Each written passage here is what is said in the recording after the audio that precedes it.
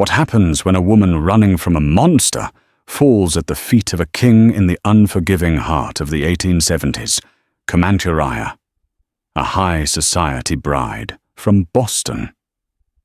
Elara Vance flees a future worse than death. Her wedding dress is in tatters, her hope is a dying ember, and she collapses on the edge of a campfire praying for an end. But the end is not what she finds.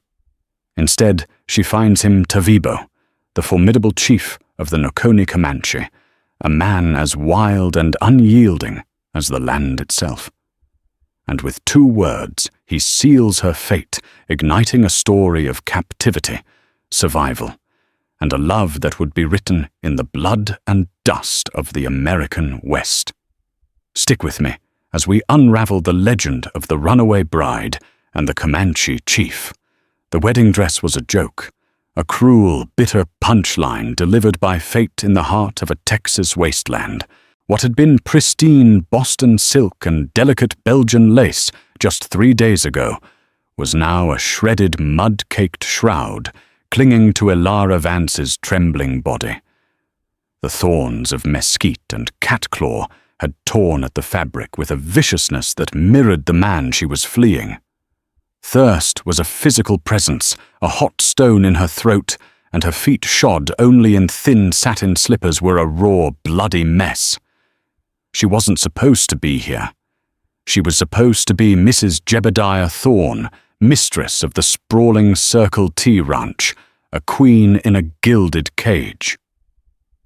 Jebediah was a man carved from granite, and greed with a smile that never reached his cold, possessive eyes. Their courtship had been a transaction orchestrated by her father, a Boston merchant whose shipping business was floundering. Elara was the price to save it.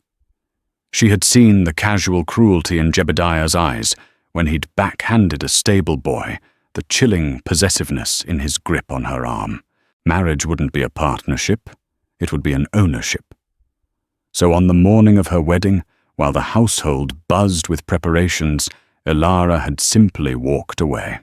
She'd slipped out the back of the hacienda, taking only a small canteen of water and the wild, desperate hope of reaching Fort Griffin, some 100 miles to their northeast. It was a fool's hope. The Texas sun was a merciless hammer, beating down from a sky the color of faded denim.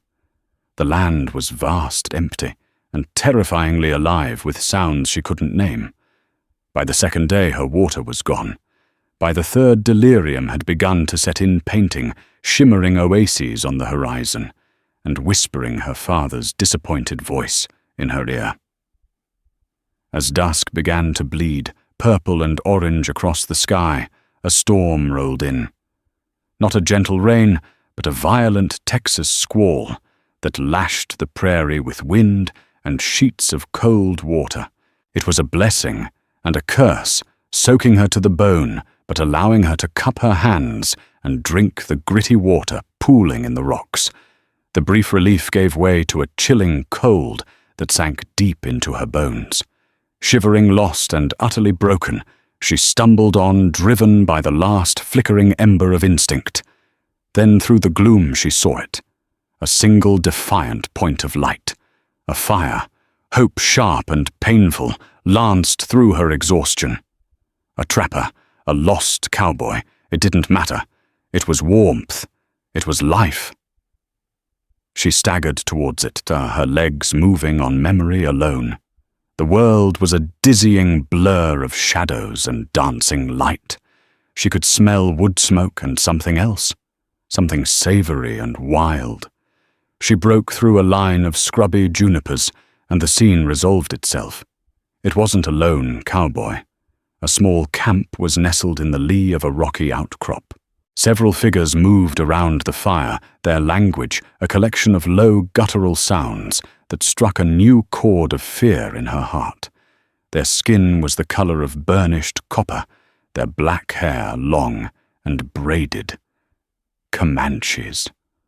All the blood drained from her face, replaced by an icy dread more profound than any she had felt before.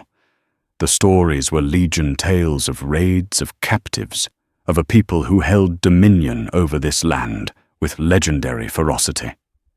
She tried to back away, to melt back into the shadows, but her body had given its last. Her knees buckled. A cry thin and reedy escaped her lips as she pitched forward, landing in a heap of soiled silk and despair just at the edge of the firelight. The figures froze. The low chatter ceased, replaced by a tense, waiting silence, broken only by the crackle of the flames. Heads turned, and dark, unreadable eyes fixed on her. One figure detached himself from the others and rose. And rose.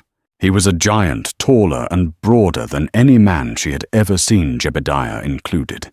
His bare chest and arms were a road map of old scars, and a formidable hawk-like nose dominated a face that was all harsh angles and severe authority. He wore buckskin leggings and a bone breastplate that gleamed in the firelight. His eyes, black as obsidian, swept over her, taking in the tattered finery, the pale face, the sheer improbability of her presence. He moved with a fluid grace that belied his size, closing the distance between them in 2 long strides. He stopped directly over her, his shadow falling across her like a shroud. Elara tried to push herself up to say something, but all that came out was a pathetic, rasping sob. Her vision swam. This was the end. Captured. A fate worse than marrying Jebediah Thorne.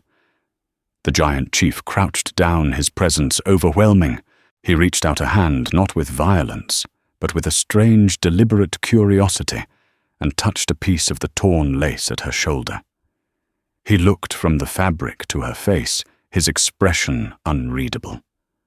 For a long moment the world hung suspended in that silent gaze. He finally spoke his voice, a low rumble like distant thunder. He wasn't speaking to her but to the others around the fire who watched with rapt attention. He then turned his gaze back to her, and this time he spoke in broken, heavily accented English, the words deliberate and heavy as stones. "You are a sign," he said, his voice deep and resonant. He looked up at the clearing sky where the last of the storm clouds were parting to reveal a sliver of moon. "The storm brings a fallen star." He looked back down at her, his dark eyes seeming to pierce right through her soul. He saw the terror, the exhaustion, the last flicker of defiance. Then, with an air of absolute finality, a declaration that was not a proposal, but a verdict, he delivered her sentence. "You will not run again," the giant Comanche chief said. "You'll stay as my wife." The world that greeted Elara upon waking was one of scent and sound. The sharp, clean aroma of cedar smoke, the rich, earthy smell of tanned leather, and the scent of roasting meat. The sounds were a soft tapestry of a language she didn't understand, the gentle nicker of horses and the distant cry of a hawk. She was lying on a bed of surprisingly soft buffalo robes inside a teepee. Sunlight filtered through the stretched hide walls, casting a warm amber glow. Her dress was gone. In its place, she wore a simple, loose-fitting doeskin shift that felt impossibly soft against her bruised skin. A bowl of warm, savory broth sat beside her, its steam curling in the cool morning air. Panic, cold and immediate, seized her. She sat bolt upright, her heart hammering against her ribs. The memories of the previous night flooded back the fire. The imposing figure, the final terrifying words. "You'll stay as my wife." An older woman entered the tipi, her face a mask of wrinkles and stern disapproval. She moved with a stiff-legged gait, carrying a small leather pouch.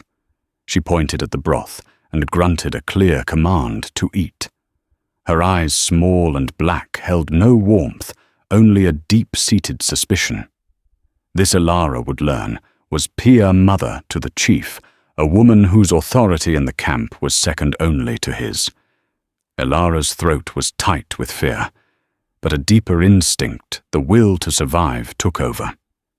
She drank the broth. It was rich and strengthening, and as warmth spread through her limbs, so too did a sliver of resolve. She would not be a meek, compliant prize. She was Elara Vance of Boston. She was educated resilient, and she would find a way out of this. Her captor, the chief, entered the tipi a short time later. In the daylight, he was even more imposing. His name she learned from the way Pia spoke it, with a mixture of reverence and maternal frustration, was Tavibo, meaning son. He carried himself with an innate regality, his every movement economical and purposeful. He looked at her, his gaze lingering on her face before dropping to the empty bowl. He gave a curt nod of approval. He spoke to her again in that same broken English. "You eat. Good. You will be strong." "I will not be your wife," Elara said, her voice stronger than she expected. "My name is Elara Vance. I am from Boston. There has been a mistake. I was lost." Tavibo's expression didn't change. It was like speaking to a mountain. "No mistake," he said simply. "The sky spirits sent the storm. The storm brought you. You are Kutsu Oti, the white star. My first wife was taken by the coughing sickness 2 winters past. My spirit has been untethered. The shaman saw your coming in a vision. You are the sign that the Nokoni will be strong again. You will give me a son." It was a speech devoid of romance or affection. It was a statement of fact, of prophecy, of political necessity. She was a symbol, a brood mare, a piece of a prophecy. The realization was more chilling than any threat of violence. Her identity, her very personhood, was being erased and rewritten by their beliefs. "You are mistaken," she repeated, trying to keep the tremor from her voice. "I belong to another world." "That world lost you," Tavibo replied, his logic stark and irrefutable. He then turned and left, leaving her in the stifling silence with Pia's hostile glare. The days that followed were a waking nightmare of dislocation and humiliation. She was a creature of utter uselessness in this new world. She didn't know how to scrape a hide, grind corn, or mend a moccasin. The other women, led by the perpetually scowling Pia, treated her with a mixture of contempt and wary curiosity. They called her Kutsu Oti, but the name felt like a mockery. They would speak in their fluid musical language, then look at her and laugh. Tavibo kept his distance. He was a constant presence, a powerful force at the center of the camp, but he did not force himself on her. He provided her with food, with shelter, in his own tipi, though he slept on the other side of the small central fire pit. It was a strange sort of courtesy that was, in its own way, more unnerving than outright aggression. He was waiting for her to accept the unacceptable. One afternoon, a younger woman named Tiva, whose name meant dance, approached Elara while she was struggling to braid her own hair, her fingers clumsy and inept. Tiva's eyes held a spark of kindness that was absent in the others. With gentle hands, she took over her fingers, deftly weaving Elara's blonde hair into a single thick braid, much like the ones the Comanche women wore. She hummed a soft tune as she worked, and for the first time, Elara felt a flicker of human connection. That flicker ignited her resolve. She had been observing, learning, waiting. The camp was mobile, but they seemed settled for now in a valley with good water and grazing for their vast pony herd. She watched the guards, noted their patterns. She saw how they hobbled the best horses at night. She would not be a star in their sky. She would be a ghost. A week after her capture, under the sliver of a new moon, she made her move. Dressed in the doeskin shift, her feet in borrowed moccasins, she slipped from Tavibo's teepee. He was not there. He was in a council with the other warriors. She moved like a phantom through the sleeping camp, her heart a frantic drum. She reached the pony herd, her hands shaking as she tried to remove the hobbles from a sturdy-looking Mustang. A hand clamped down on her shoulder. Elara screamed a strangled gasp of pure terror. She was spun around to face Tavibo. The moonlight cast his face in silver and shadow his expression hard as flint. He didn't say a word. He simply hauled her back towards the camp, his grip on her arm like an iron manacle. He dragged her not to his tipi, but to the center of the camp by the dying embers of the main fire. His voice, when he finally spoke, was low and cold for her ears only. "You think my people are fools? You think I am a fool? I gave you shelter. I gave you food. I gave you time. The time is over." He pushed her towards his tipi. "You belong to me. You will learn what that means. You will learn that the sun cannot be escaped." He followed her inside, and this time he did not move to his side of the fire. He dropped the flap, plunging the tipi into near darkness, lit only by the faint orange glow of the embers. The space, which had felt large before, suddenly felt crushingly small. Elara backed away until she hit the hide wall, her breath coming in ragged gasps. He was not just a chief, not just her captor. He was now her husband, and the night was just beginning. While Elara was learning the harsh realities of her new life, a different kind of storm was brewing at the Circle T ranch. Jebediah Thorne stood on the veranda of his hacienda, a glass of whiskey in his hand, and stared out at the vast expanse of his land. But he didn't see the thousands of cattle or the miles of territory he controlled. He saw only the humiliation. Elara Vance had not been stolen. She had run. The distinction was a raw, festering wound to his pride. Jebediah Thorne, the most powerful man in this part of Texas, had been spurned, left at the altar like a common fool. His initial fury had been a terrifying thing to behold, a whirlwind of overturned furniture and bellowed threats. Now it had cooled into something far more dangerous, a cold, methodical obsession. She was his. The contracts were signed. Her father's debts were settled. She was a piece of property he had paid for, and someone had either stolen her or she had foolishly wandered off. Either way, she would be brought back. "She won't have gotten far, Mr. Thorne," said his foreman, a nervous man named Cooper. "Just a slip of a girl from back east. The land will either kill her or send her crawling back." Jebediah took a slow sip of his whiskey, the ice clinking in the glass. "Crawling is acceptable," he said softly. "But I won't leave it to the land. I want her found. I want her brought back here. I don't care what condition she's in, so long as she's breathing." His gaze fell upon a man sitting quietly on the corral fence, sharpening a long-bladed knife on a whetstone. The man was lean and weathered, with pale, washed-out blue eyes that seemed to miss nothing. His name was Silas Jack, though most men called him Whiskey Jack, for the ever-present flask in his coat.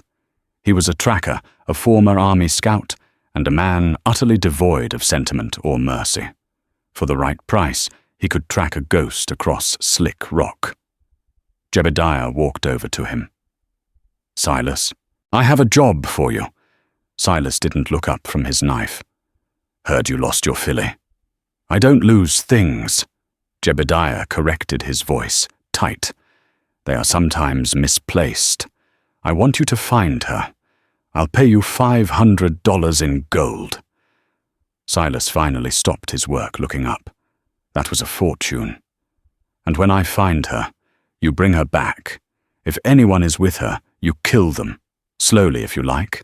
I don't care. Just bring her to me." "What if she's with the Comanche?"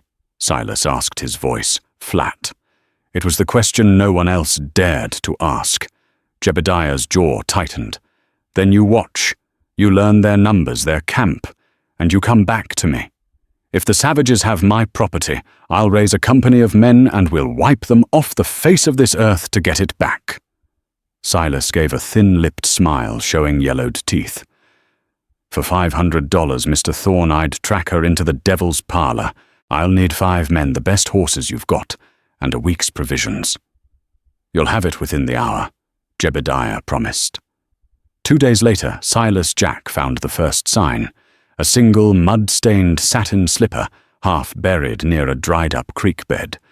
He picked it up, running a thumb over the delicate beadwork. He could read the story in the ground, the small, frantic footprints, the direction she was heading, the exhaustion in the staggering gait. He was good at his job because he understood desperation. It left a trail as clear as a river. He and his men pressed on their progress, swift and efficient. They were hard men, lured by Thorne's money, and they followed Silas's lead without question. On the 4th day, near the site of the freak storm, they found the second sign, and this one made Silas's cold blood quicken with interest. A tiny scrap of fine Belgian lace snagged on a thorny branch of mesquite. He held it up for his men to see. She came this way, but look here. He pointed to the ground. The area was a churn of hoof prints, unshod ponies, a lot of them. Comanche. One of his men, a grizzled ex-ranger named Dusty, spat. Yep. Silas confirmed, a strange light in his pale eyes. The trail doesn't stop here. It changes. She didn't just pass through their territory. They've got her. A slow, predatory grin spread across his face. This had just become far more interesting, and potentially far more profitable. Let's make camp. We move slow and careful from here on.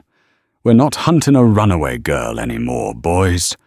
We're hunting the hunters. Back in the Nokoni camp, Ilara's world had shrunk to the confines of Tavibo's authority. The night of her failed escape had changed everything. He had not been brutal, not in the way Jebediah would have been. His actions were not born of rage, but of an unbending will. He had taken her as his wife, an act of possession that was quiet, dominant, and left no room for argument. He had sealed the prophecy. She felt shattered, not just physically, but spiritually.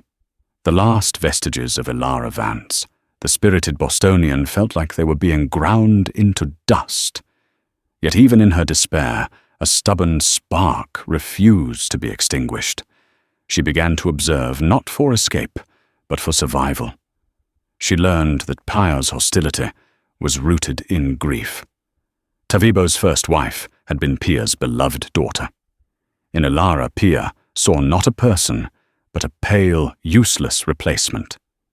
She saw Tiva's kindness as a bridge. Tiva began to teach her words in the Numu Tekwapu Comanche language. Tsagud, Kino, ha, yes. Yuta, thank you. The words were clumsy in her mouth, but each one was a small victory, a tiny foothold in this alien landscape.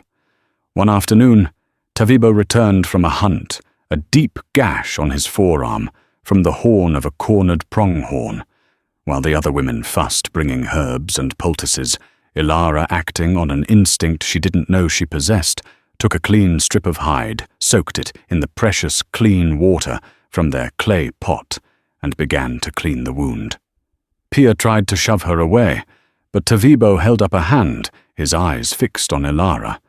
He watched her, his expression unreadable, as she carefully washed the dirt and blood away before the medicine woman applied the poultice.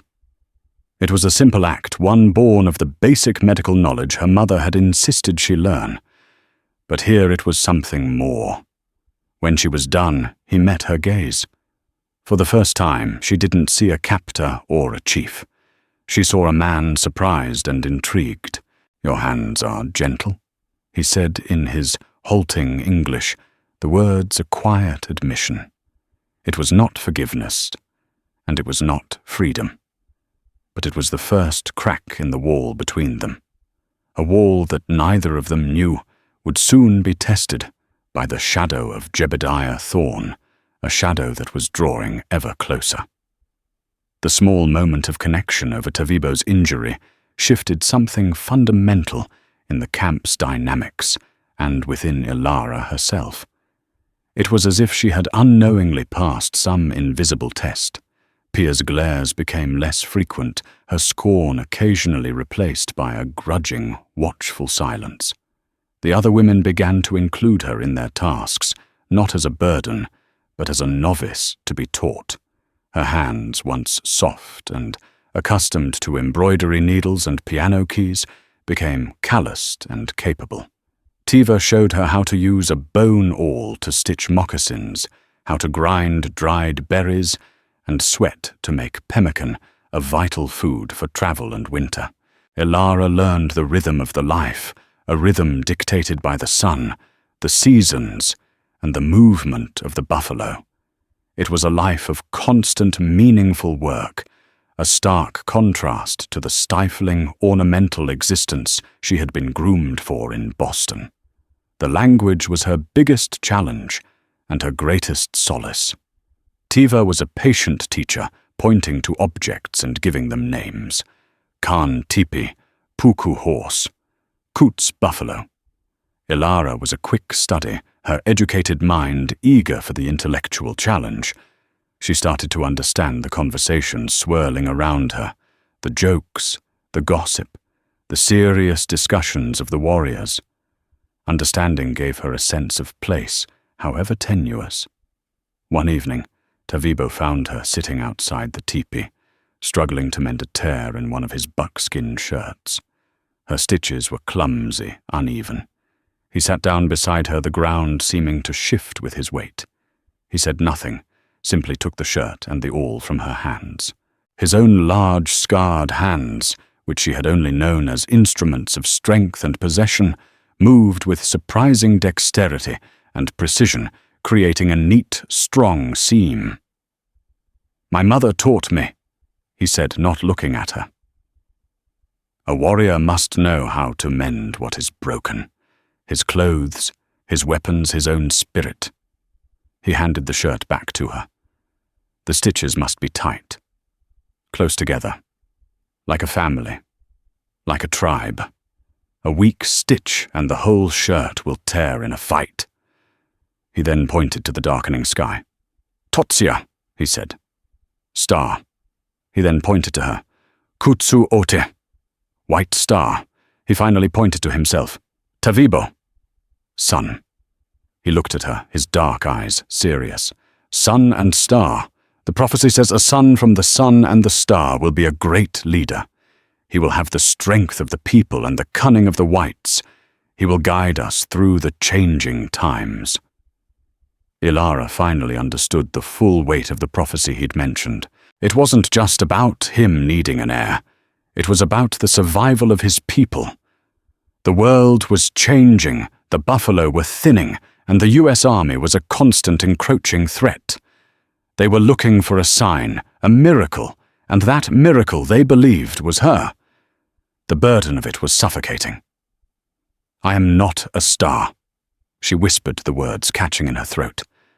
"I am just a woman. Ilara Vance." "Ilara," he repeated, testing the name on his tongue. It sounded strange in his deep voice. "Ilara is the name of a girl who ran. Kutsu Ote is the name of a woman who survived. Which are you?" He stood and walked away, leaving her with the question hanging in the cool night air. Miles to the south, Silas Jack was also learning a language, the language of the Nokone. He and his men shadowed the tribe for over a week, a patient, venomous snake trailing its prey. From high ridges, using a brass spyglass, Silas studied their camp, their routines, their numbers. He estimated there were 40 warriors, maybe more. A direct assault by his small group would be suicide. He focused on the woman. He saw her, the flash of her pale blonde hair, a beacon in the sea of dark heads. He watched her moving through the camp, carrying water, working with the other women. He saw the chief, the giant who seemed to be her keeper. He's claimed her all right. Dusty grunted, chewing on a piece of jerky as he peered through the spyglass. Look at that. She's living in his lodge. Silas took the spyglass, a cold smile touching his lips. Good. That makes it personal for him. And Mr. Thorne pays better for personal. His plan began to form a cruel and simple piece of geometry. He couldn't take on the whole tribe, but he didn't need to. He just needed the woman. He watched her daily routine. Every morning, a group of women, including the blonde, went to the creek a quarter-mile from the camp to fetch water and wash clothes. They were often accompanied by only a couple of young boys as lookouts. It was a soft spot, a moment of vulnerability. Tomorrow morning, Silas said to his men, his voice a low hiss, the women go to the creek. We move in fast and quiet. We grab the blonde. We shoot anyone else who gets in the way. We ride hard for the Brazos River before they can even mount a war party. Simple as that. What about the chief? One of the men asked, a nervous tremor in his voice. Silas Jack polished the lens of his spyglass with a dirty cloth. The chief will be a very angry man, but he'll be 100 miles behind us, and we'll have what he wants. More importantly, we'll have what Mr. Thorne wants. He looked through the spyglass one last time, focusing on Ilara as she shared a piece of flatbread with the small girl, Tiva. She was laughing at something the girl said. For a fleeting second, she didn't look like a captive. She looked like she belonged. The thought irritated Silas. It complicated things. He preferred his world in black and white, predator and prey. Get some rest, he ordered his men. Tomorrow we remind that girl which world she belongs to. The shadow of Jebediah Thorne was no longer distant. It was a tangible threat, poised to fall upon the Nokoni camp and tear Ilara's fragile new reality to pieces. She was caught between two worlds, two powerful men, and a prophecy she never asked for. And the coming dawn would bring a brutal reckoning. The attack didn't come from Silas Jack. It came from the west, with the rising sun at its back. It was the Apache, a historic rivalry, old as the plains themselves, fueled a hatred between the Comanche and the Apache that ran deeper than any conflict with the whites. They were competing for the same dwindling resources, the same shrinking territories. The raid was swift, brutal, and utterly unexpected. Ilara was by the creek with Tiva and a few other women, the morning air cool and peaceful, when the first gunshot echoed from the direction of the camp. It was followed by a terrifying chorus of war cries, the thunder of unshod ponies, and the screams of her new people. Panic erupted. The women grabbed the children and scattered, seeking cover in the brush along the creek bed. Tiva pulled Ilara down behind a large boulder. From their hiding place, they could see warriors on horseback, swarming the edges of the camp. They were after horses. The vast Comanche pony herd was a symbol of wealth and power, the lifeblood of their existence. This was not a battle for land, but a lightning-fast raid for plunder. Nokoni warriors, caught by surprise, boiled out of their tipis, many without time to grab more than a knife or a bow. Tavibo was at the forefront, a force of nature. He had a repeating rifle in one hand and a war club in the other. His voice, a bellowing roar, as he directed his men forming a defensive line to protect the camp's center where the women and children were huddled. Ilara watched in horrified awe. The chaos was absolute, a whirlwind of dust, smoke, and violence.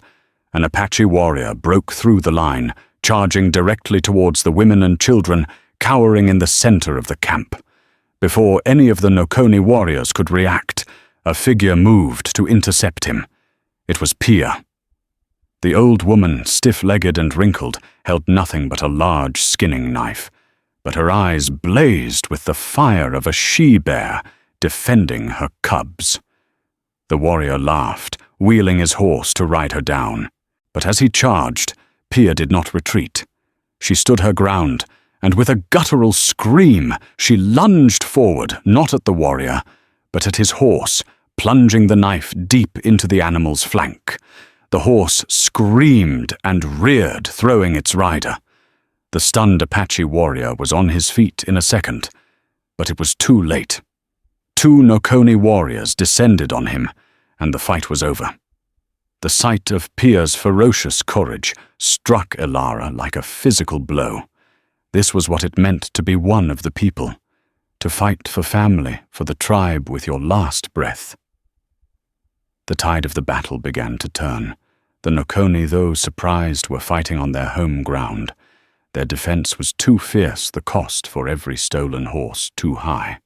The Apache leader sounded a call, and as quickly as they had come, they retreated, driving a small herd of stolen ponies before them, leaving behind the chaos and the wounded. The silence that fell in the aftermath was more deafening than the battle itself. Ilara and Tiva emerged from their hiding place and ran back to the camp. The scene was grim. Several warriors were dead. More were wounded, their injuries ranging from gunshot wounds to deep cuts. The medicine man was overwhelmed. The women began the grim work of tending to the injured, their faces stoic, their movements efficient. Ilara felt a wave of helplessness wash over her. What could she do? She knew nothing of their healing herbs, their rituals. Then she saw a young warrior, no older than 16, lying on a buffalo robe, a deep, ragged gash in his thigh that was bleeding profusely. The medicine man was occupied with a more grievous chest wound on another warrior. The boy's mother was pressing a dirty cloth to the wound, weeping hysterically, making things worse. Ilara's mind flashed back to her father's library, to a dusty medical text she had read out of boredom. The first enemy is not the wound, but the filth that enters it. Tiva, Ilara said, her voice sharp with newfound purpose. Bring me the cleanest water you can find. Boil it, and bring the cleanest strips of hide or cloth you can find. Tiva, seeing the authority in Ilara's eyes, didn't question her. She ran to do as she was told. Pia watched Ilara, her dark eyes narrowed in suspicion, as Ilara knelt by the boy. Ilara gently pushed the grieving mother aside. "Let me," she said, her voice calm but firm. She took the boy's hand. "It will be all right. You are brave." When Tiva returned with the steaming water and clean strips of hide, Ilara went to work. She ignored the gasps of the onlookers. Using a piece of the cloth, she carefully, methodically cleaned the wound with the hot water, washing away the dirt and grime. The boy winced and cried out, but Ilara held firm, speaking to him in a low, soothing voice, using the few Numu words she knew mixed with English. She then took a fresh pad of cloth, pressed it tightly to the wound to stanch the bleeding, and bound it firmly with the strips of hide. It was basic rudimentary first aid, but in this context, it was revolutionary. She moved to the next warrior and the next cleaning wounds, applying pressure and creating clean bandages. She worked with a focused intensity, the world shrinking to the task at hand. She was no longer Ilara Vance of Boston or Kutsu Otier the captive. She was a woman with a purpose, a woman saving lives. When she was finally finished, she sat back on her heels, exhausted her hands, and the front of her doeskin shift stained with the blood of men who were not her people, but for whom she had just fought. The camp was quiet. Tavibo, who had a minor cut on his cheek, walked over to her. He had been watching her. They all had. He looked from her face to the warriors she had tended, his own expression, one of deep, undisguised astonishment. He crouched in front of her, his presence as powerful as ever, but different. The distance between them had vanished, burned away in the crucible of the battle. He reached out and gently brushed a smudge of dirt from her cheek. His touch was not that of a possessor, but of a partner. The shaman saw a vision of a white star. Tavibo said, his voice low and thick with emotion. I thought it was a sign of a great sun. I was wrong. He looked into her eyes, and for the first time, she saw a raw vulnerability in his own. The star was not for the future. The star was for today. You have the heart of an Oconee woman. Pia walked up behind him. The old woman looked down at Ilara, her wrinkled face unreadable. Then she did something that stunned the entire camp. She reached out and laid a hand on Ilara's shoulder, a gesture of respect, of acceptance, of family. In the midst of death and violence, Ilara had been baptized in fire and blood. She had found her place. She was no longer a captive. She was one of them. And from a high ridge a mile away, Silas Jack lowered his spyglass, a curse on his lips. The Apache raid had ruined his simple plan, but it had also given him a new one. The Oconee were wounded, their guard was down, and their attention was focused inward. The snake would not retreat. It would merely wait for a better moment to strike. The days following the Apache raid transformed Ilara's existence. The name Kutsu Oti was no longer a title of prophecy or a mark of the outsider. It was spoken with a newfound respect, even affection. The women sought her out not to teach her, but to ask her advice on cleanliness and simple remedies. Pia treated her like a daughter. Tiva was her shadow, her sister, in all but blood. Her relationship with Tavibo underwent the most profound change. The physical and emotional distance between them collapsed. He began to talk to her in the quiet evenings, sharing stories of his youth, the history of his people, his fears for their future. He spoke of the ever-encroaching white settlements, the telegraph wires that sang a song of doom across the plains, and the buffalo herds that grew thinner each year. In turn, Ilara spoke of her world of Boston, of buildings that touched the sky, of the vast, cold ocean of books that held the knowledge of generations. He listened with an intense, intelligent curiosity, asking questions that were surprisingly insightful. They were two people from different universes, finding a common ground of mutual respect and burgeoning affection. The nights in the teepee were no longer fraught with tension and fear, but with a quiet intimacy, a slow and gentle discovery of one another. For the first time since she'd fled the Circle T, Ilara felt something akin to peace. She was beginning to forget the feel of silk, the sound of a string quartet, the face of Jebediah Thorne. But the past had not forgotten her. It was a young scout named Issa, meaning wolf, a warrior known for his sharp eyes and a simmering jealousy of Tavibo's power, who brought the news. He had been tracking a small herd of antelope when he'd stumbled upon a cold camp. The tracks were from shod horses, 5 of them, and among the refuse he found a unique machine-made cigar butt, the kind favored by wealthy white men. Tavibo's face became a thundercloud as he listened to Issa's report. He knew with a chilling certainty who they were. The runaway white woman was not some lost stray. She was property, and her owner had come looking for her. That night, the mood in the camp was tense. The warriors were on high alert, guards were doubled. The peace Ilara had found was shattered, replaced by the cold dread of an inevitable collision. Tavibo came to their teepee, late his face grim. He sat across the small fire from her, the flames casting dancing shadows on his stark features. "They are here for you," he said. It was not a question. Ilara's blood ran cold. "Jebediah," she breathed. "This is the man you fled." "Yes. He is powerful, and he is without mercy.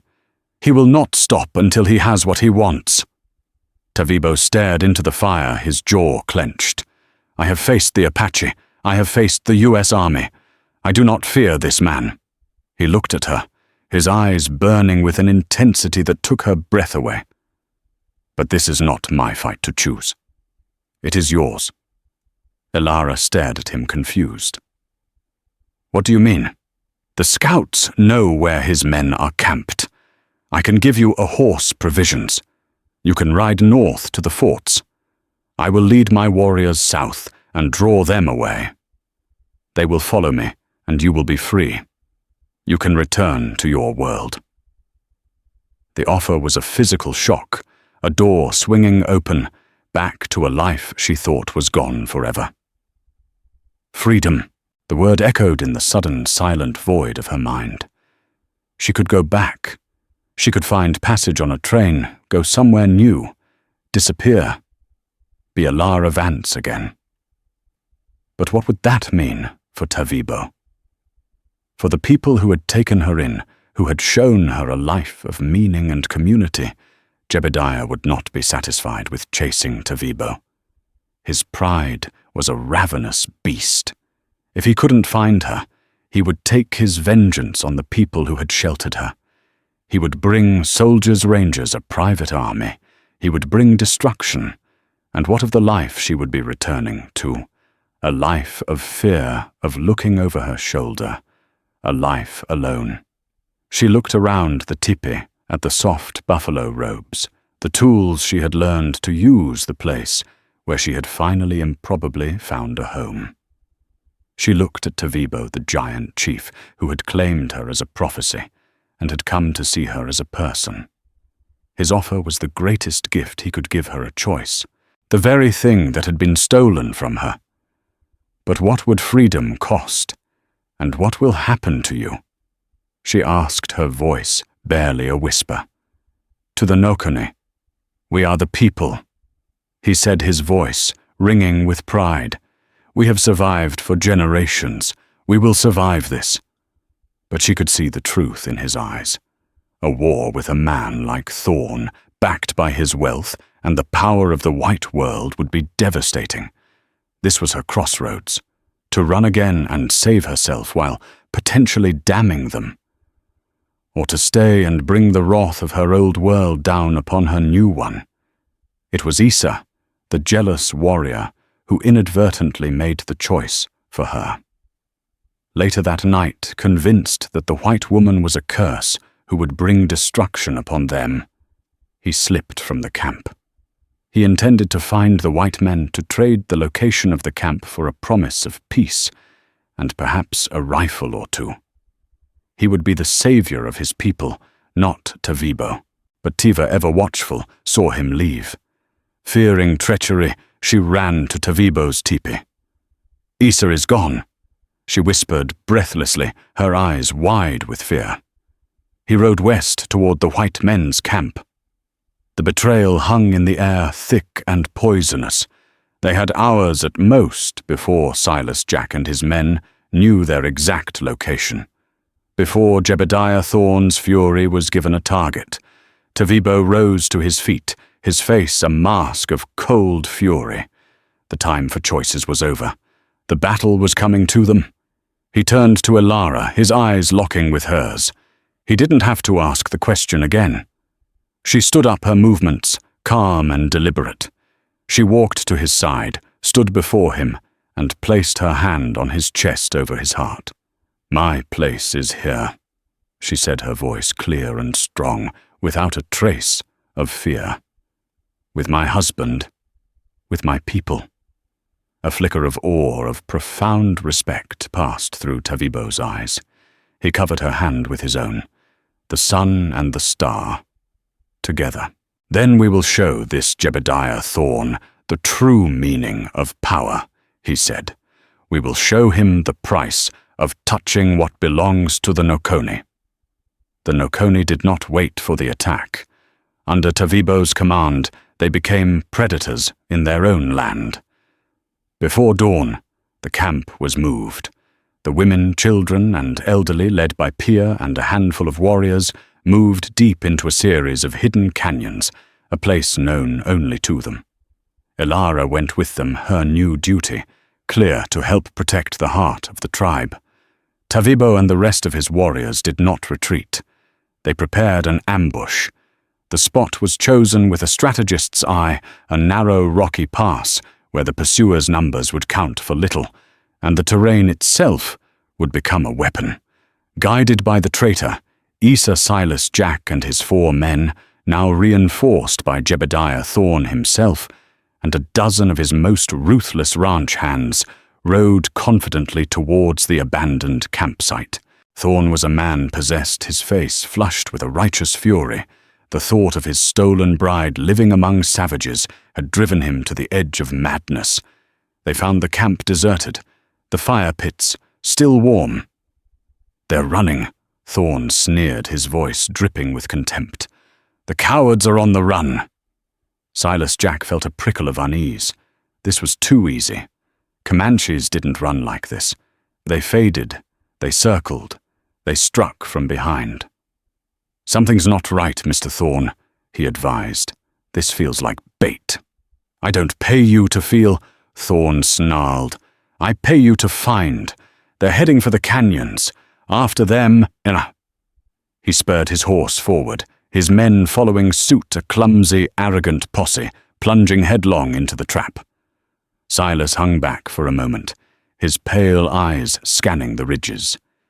His instincts were screaming at him. He saw a flicker of movement, a glint of sun on something that wasn't rock. He opened his mouth to shout a warning, but it was too late. The first volley of arrows hissed down from the canyon walls. They were not aimed to kill, but to cripple. Horses screamed and fell, trapping riders beneath them. A second volley followed, this time aimed at the men. Thorne's private army, so formidable on the open plain, was thrown into chaos. Gunshots echoed as the ranchers fired wildly at the unseen enemy. Then Tavibo gave the signal. With terrifying war cries, the Nokoni warriors descended from the rocks, moving with a speed and ferocity that was breathtaking. They were not a disorganized mob. They fought with the deadly coordination of a wolf pack. The battle was short and brutal. The ranchers caught in the open and fighting an enemy that seemed to be everywhere at once stood no chance. Jebediah Thorne was thrown from his panicked horse. He came up sputtering, his fine coat covered in dust, his pistol in his hand. He saw a warrior bearing down on him and fired the bullet, striking the man in the chest. A look of triumph flashed across Thorne's face, but it was short-lived. A shadow fell over him. Tavibo stood before him, his face painted for war, his eyes burning with a cold fire. He was armed only with a war club. He looked at the fallen warrior Thorne had shot, and then back at Thorne, a low growl rumbling in his chest. "You," Tavibo said, the single word dripping with contempt, "you are the great man who thinks he owns the world." Thorne, for the first time in his life, felt the icy grip of true fear. He raised his pistol to fire, but Tavibo was impossibly fast. The war club swung, shattering Thorne's wrist. The pistol clattered to the ground. Thorne screamed in pain and rage. "She is mine," Thorne shrieked, clutching his broken arm. "I paid for her. She is my property." "Nothing on this land belongs to you," Tavibo said, his voice quiet and deadly. "You do not own the dust. You do not own the sky. And you do not own the star that fell from it." Meanwhile, Silas Jack had not been caught in the initial ambush. The consummate survivor, he had dismounted and scrambled for cover the second the arrows flew. He saw how the battle was turning. This was not a fight to be won. It was a slaughter. He had no loyalty to Thorne's obsession, only to his own skin. While the battle raged, he slipped away, melting back into the rocks, a ghost leaving a scene of carnage. His payment was lost, but his life was not. He would live to track another day. The traitor Issa was also trying to escape. But Tiva's brother, a young warrior named Chaitan, cornered him. There were no words. Only a look of profound shame on Issa's face, and one of cold judgment on Chaitan's. The fate of a traitor among the people was swift and absolute. Back in the pass, Tavibo stood over the whimpering Jebediah Thorn. He could have ended his life with a single blow. But death was too simple. Vengeance was not what drove him. It was justice. "You will be a lesson," Tavibo said. He broke Thorn's other arm, the snap, echoing in the sudden silence of the pass. He left him there broken and defeated for the few surviving, terrified ranch hands to carry back to the white man's world. "Go," Tavibo commanded them. "Tell your people what happens when you hunt the Nokone. Tell them the sun guards his star." When Tavibo and his warriors returned to the canyon, battered but victorious, Ilara was waiting. She ran to him, her eyes searching his face, his body for any injury. He was bruised, exhausted but whole. She threw her arms around him, holding him with a desperation that spoke volumes, the last of her fear, giving way to overwhelming relief. He held her tightly, burying his face in her hair. The battle was over. Her past was exorcised, left broken in the dust of the canyon. She was no longer Ilara Vance, the runaway bride. That woman had died somewhere on the prairie. She looked up at him, at the strong, proud face of her husband. She saw the setting sun glinting off the canyon walls, bathing them in a warm golden light. "Tavibo," she said, speaking his name, her name for him. "Kutsuote," he answered, his voice soft. "My star." She was home. Her new life, forged in fire fear and an impossible love, was just beginning. She had not been taken. She had not been captured. In the heart of the wild, untamed West, she had finally been found. And so the story of Ilara Vance, the runaway bride, comes to a close, but the legend of Kutsuote, the white star of the Nokone, was just beginning. She never returned to the white world. She stayed with Tavibo, and the prophecy came to pass. She gave him a son and later a daughter, children of two worlds who would grow to lead their people with the strength of the Comanche and the keen understanding of the encroaching world they had to navigate. Her story is a powerful reminder that sometimes the cage we are running from is not nearly as important as the freedom we are running toward. It teaches us that home is not always the place we are born, but the place where we discover who we are truly meant to be. What do you think of Ilara's final choice? Was it an act of love or an act of survival? Let me know your thoughts in the comments below. If this story of courage, conflict, and unlikely love captured your imagination, please show your support by hitting that like button, sharing it with a friend who loves epic historical dramas, and most importantly, subscribing to the channel for more tales from the blood and dust of the American West. Thanks for listening.